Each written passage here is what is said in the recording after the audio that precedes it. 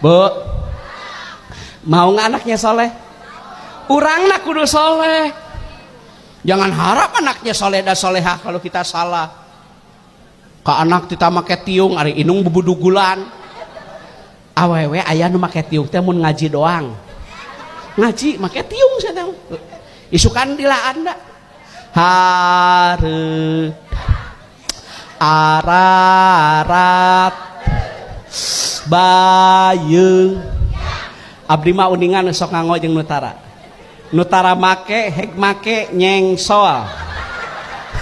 Nutara make tiung mah nyeng. Tuh tinggal diomekeun. Atuh kanyaho. Atuh ceuk urang mangke omekeun anak. Kumaha omeng sih. Ka era sih mah.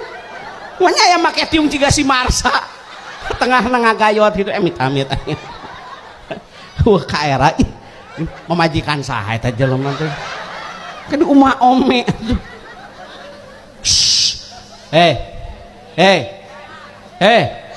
Kudu istiqomah.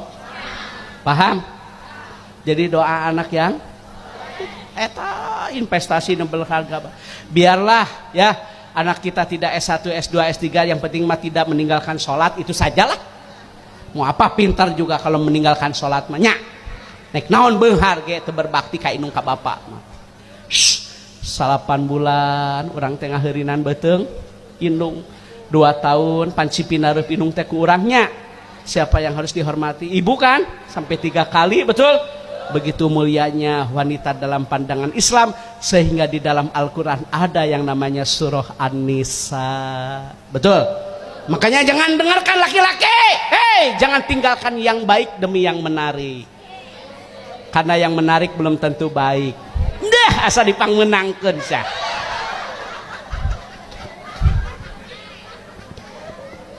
Sok aya lalakinya ari keur memehna ripuh mah jeung nu kolot bae. Pemberkasan ge meni nu kolot bae. Tak kopi, potok kopi. Sakola deui.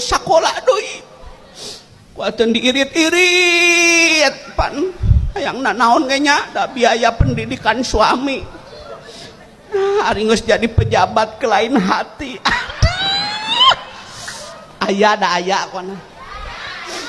Ari ka batur nanya sedang apa? Di mana? Lagi ngapain sih? Sudah makan belum?